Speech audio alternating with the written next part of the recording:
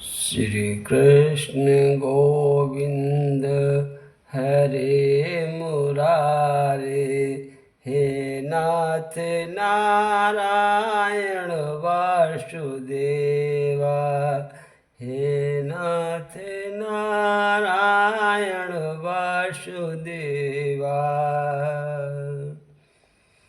भगवान श्री कृष्ण अर्जुन से कहते हैं, अर्जुन अपना कर्म करो, कर्म के सिवा और भी कोई अच्छा योग तुम्हारे लिए नहीं है। अर्जुन पूछते हैं कि भगवान हमें ये बताओ कि आपने कब कब अवतार धारण किया और उसका क्या कारण था। भगवान कह, यदा यदा हि धर्मस्य ग्लानिर्भवति भारत, अभ्युत्थान धर्मस्य तदात्मानं सृजाम्यहम्। जब जब सत्य और धर्म की हानि हो जाती है और असत्य की वृद्धि हो जाती है तथा पाप का साम्राज्य स्थापित हो जाता है, तब तब मैं अपने को प्रकट करता हूँ। परित्राणाय साधूनां विनाशाय च दुष्कृतां, धर्म संस्थापनार्थ संभवामि अभि युगे युगे। हे अर्जुन, मैं जिस योग की चर्चा तुमसे कर रहा हूँ, कल्प के आदि में यही योग मैंने सूर्य को बताया था। हे अर्जुन, सूर्य ने इस योग को अपने पुत्र मनु से कहा, मनु ने इक्ष्वाकु से कहा। हे अर्जुन, परंपरा से प्राप्त इस योग को राज ऋषियों ने जाना। राज ऋषि सप्त ऋषियों को कहते हैं, परंतु बहुत समय से ये योग लोक से विलुप्त हो गया। आज यही पुरातन योग मैंने तुमसे कहा, क्योंकि तुम मेरे भक्त हो और सखा भी हो, इसलिए मैं तुम्हें एक गुप्त ज्ञान प्रदान कर रहा हूँ। हे केशव, तुम तो कह रहे हो कि तुमने ये योग सूर्य से कहा था, परंतु तुम्हारा तो जन्म इसी काल में हुआ है, फिर तुमने ये योग सूर्य से कैसे कहा था। भगवान श्री कृष्ण कहते हैं कि हे अर्जुन, इस मृत्यु लोक में तुम्हारे और हमारे अनेक जन्म हो चुके हैं और आगे भी होते रहेंगे। मैं भी इस मृतलोक पर अवतरित होता रहता हूँ, परंतु तुम अज्ञान के कारण इस रहस्य को जानते नहीं हो और मैं जानता हूँ। हे अर्जुन, मेरा साधारण प्राणियों की भांति जन्म नहीं होता। मैं अविनाशी हूँ और अजन्मा हूँ। मैं समस्त प्राणियों का ईश्वर हूँ, इसलिए मेरा जन्म प्रकट होता है। मनुष्यों के समान नहीं होता। मैं प्रकृति को अपने अधीन करके अपनी योग माया के द्वारा प्रकट होता हूँ।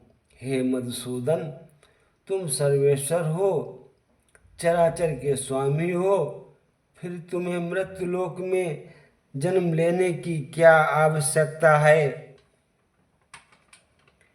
भगवान श्री कृष्ण कहते हैं कि हे अर्जुन, मुझे आवश्यकता नहीं है, परंतु जब जब मृतलोक के प्राणियों को मेरी आवश्यकता होती है, तब तब मैं भूलोक पर अवतरित होता हूँ। तुम्हारी आवश्यकता कब कब हो पड़ती है केशव? अर्जुन पूछते हैं। जब सत्य और धर्म की हानि हो जाती है और धर्म और सत्य का नाश हो जाता है, अधर्म और असत्य की वृद्धि हो जाती है, तब तब मैं अपने को प्रकट करता हूँ। मेरे अवतार धारण करने के 3 कारण होते हैं। पहला, आतताइयों द्वारा पीड़ित साधु पुरुषों का उद्धार करना। दूसरा, दुष्टों का नाश करना। और तीसरा कारण है कि धर्म की पुनः स्थापना करना। इन्हीं कार्यों के लिए मैं हर युग में प्रकट होता हूँ। मेरे जन्म और मेरे कर्म दोनों दिव्य हैं अर्जुन। जो प्राणी इस सत्य को जान जाता है, वह प्राणी जब अपने शरीर का त्याग करता है तो उसका पुनर्जन्म नहीं होता, वह मेरे धाम में वास करता है। हे केशव, मेरे मन में ये जानने की तीव्र जिज्ञासा है कि इस कृष्ण अवतार से पहले तुमने कब कब क्यों अवतार धारण किया? अपना शिष्य तथा सखा समझकर मेरी जिज्ञासा का उत्तर दो। भगवान कहते हैं कि हे अर्जुन, इस कल्प के आदि में सर्वप्रथम मत्स्य रूप में अवतार धारण किया था। उस समय मैंने सप्त ऋषियों की नाव को प्रलय में डूबने नहीं दिया, क्योंकि वो सप्त ऋषि पुरातन संस्कृति और पहले से ही संसार को रखने के लिए बीजों को लेकर नए कल्प का विकास करने वाले थे। दूसरा, समुद्र मंथन के समय जब मंदराचल पर्वत पर स्थित नहीं रह सकता था, तो मैंने कछुआ का रूप धरकर उसे अपनी पीठ पर धारण किया, ताकि देवता और दैत्य मिलकर सागर में से अमृत प्राप्त कर सकें। जब दैत्य अमृत का घड़ा देवताओं से छीन कर ले गए, तो देवताओं की सहायता के लिए मैंने ही मोहिनी रूप धारण किया। उसी समय मैंने राहु दैत्य का वध किया था। हे पार्थ,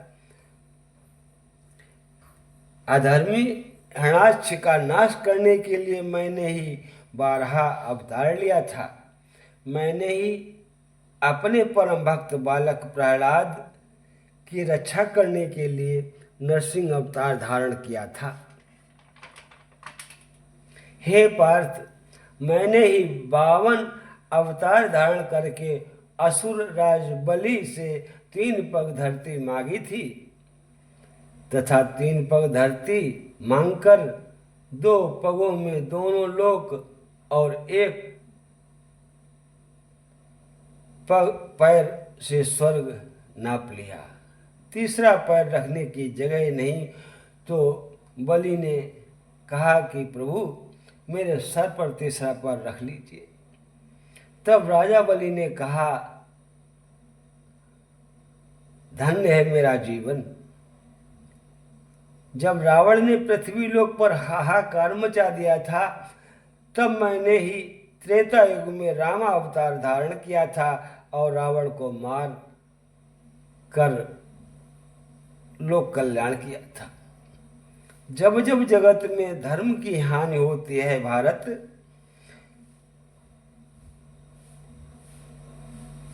अधर्म की वृद्धि होती है, तब मैं स्वयं को प्रकट करता हूँ।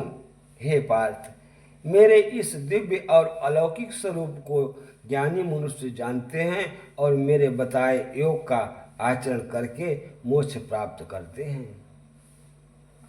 बहती रहेगी ताकि गंगा, कर्म की धारा, भक्ति की धारा, अर्जुन के संग उस गंगा में करता रहा स्नान जग सारा। सब धर्मों के भेद भुला के, सब धर्मों के भेद भुला के, एक मेरा शरणागत हो जा। मैं हर पाप से मुक्ति दूंगा, शोक न कर मेरी भक्ति में खो जा। शोक न कर मेरी भक्ति में खो जा। धर्म अधर्म के भेदों से न्यारे, बबर है तृष्णा के खेल सारे।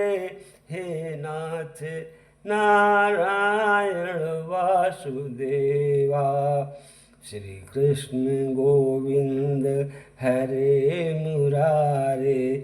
हे नाथ नारायण वासुदेवा। हे अर्जुन, मेरी ओर देखो। यदि मैं भी निष्क्रिय हो जाऊं, न्याय का समर्थन न कर पाऊं, कर्म न करूं, तो लोग मेरा अनुसरण करके नष्ट भ्रष्ट हो जाएंगे, कर्म का त्याग करेंगे और इस लोक का सारा विधान अस्त व्यस्त हो जाएगा, संसार नष्ट हो जाएगा। श्रेष्ठ लोगों को दूसरे अधर्म से बचाने के लिए आदर्श कर्मों का उदाहरण दिखाना पड़ता है। मैं भी इसी उद्देश्य से कर्म करता हूँ, इसलिए नहीं कि मुझे कर्म करके कुछ पाना है, असाध्य को साधना है। सब तो मेरे बस में है अर्जुन। हे केशव, तुम कहते हो कि प्राणी को सारे कर्म इस प्रकार करने चाहिए जैसे वह भगवान की पूजा कर रहा हो, यज्ञ कर रहा हो, अथवा लोक कल्याण के लिए यज्ञ कर रहा हो। तो हे माधव, मेरे मार्गदर्शन के लिए मुझे ये बताओ कि मेरे लिए कौन सा कर्म, कौन सा यज्ञ उचित होगा। भगवान कहते हैं, हे अर्जुन, तुम रण यज्ञ करो। तुम क्षत्रिय हो, धर्म की रक्षा के लिए शस्त्र धारण करके तुम युद्ध भूमि पर आए हो, इसलिए तुम्हें सबसे पहले रण यज्ञ ही करना चाहिए, अर्थात युद्ध करना चाहिए। हे पार्थ, कर्मयोगी का जीवन एक यज्ञ ही होता है, इसलिए तुम भी आसक्ति का त्याग करके स्वधर्म का पालन करो, अर्थात युद्ध करो। हे पार्थ, धर्म के लिए युद्ध करोगे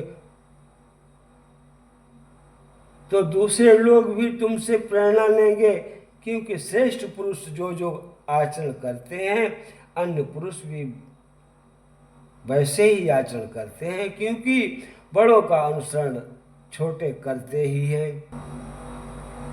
हे अर्जुन, दूसरों का अधर्म से बचाने के लिए श्रेष्ठ कर्म करके आदर्श दिखाना पड़ता है।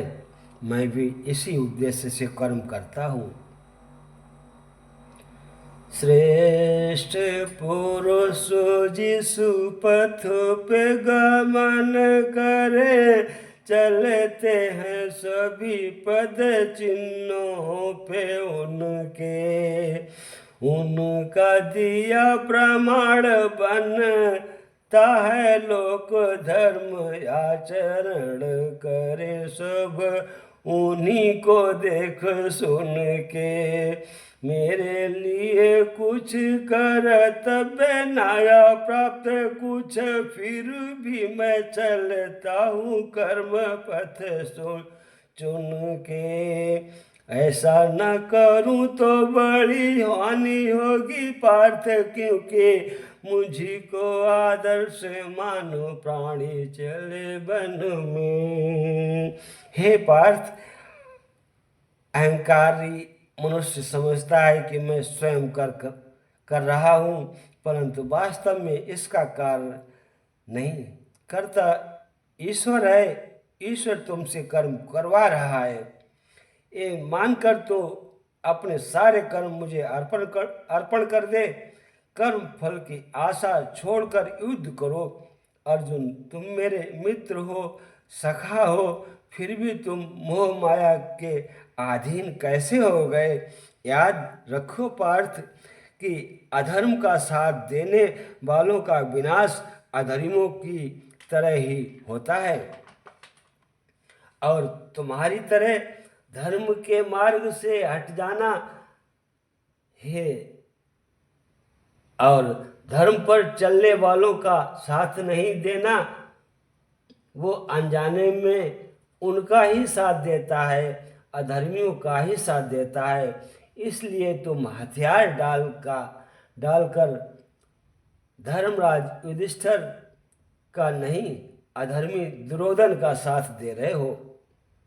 हे अर्जुन, तुम महात्मा हो, महात्मा जो दूसरों के लिए जीते और दूसरों के लिए मरते हैं।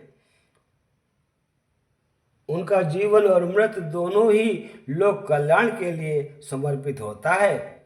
इसलिए तुम्हें भी लोक कल्याण के लिए जीवन मृत्यु के स्तर से ऊपर उठकर सोचना चाहिए और निष्काम कर्म करना चाहिए। हे अर्जुन, जीवन देने वाला और लेने वाला मैं हूँ। जन्म भी मैं हूँ, मृत्यु भी मैं हूँ।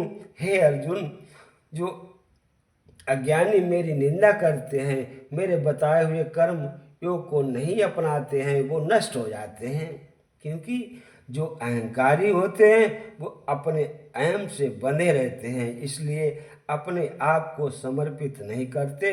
समर्पण का अर्थ है अपने आप को, अपने संपूर्ण अहम को प्रभु के चरणों में विलीन कर देना।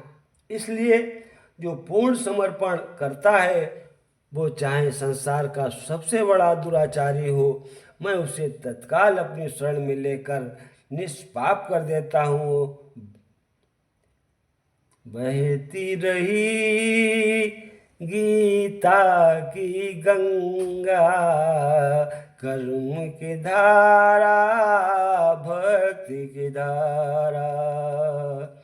अर्जुन के संग उस गंगा में करता रहा स्नान जग सारा। सब धर्मों का भेद भुला के एक मेरा शरणागत हो जा, एक मेरा शरणागत हो जा। मैं हर पाप से मुक्ति दूंगा, शोक न कर मेरे भक्ति में खो जा, शोक न कर मेरे भक्ति में खो जा। श्री कृष्ण गोविंद हरे मुरारे, हे नाथ नारायण वासुदेवा, हे नाथ नारायण वासुदेवा।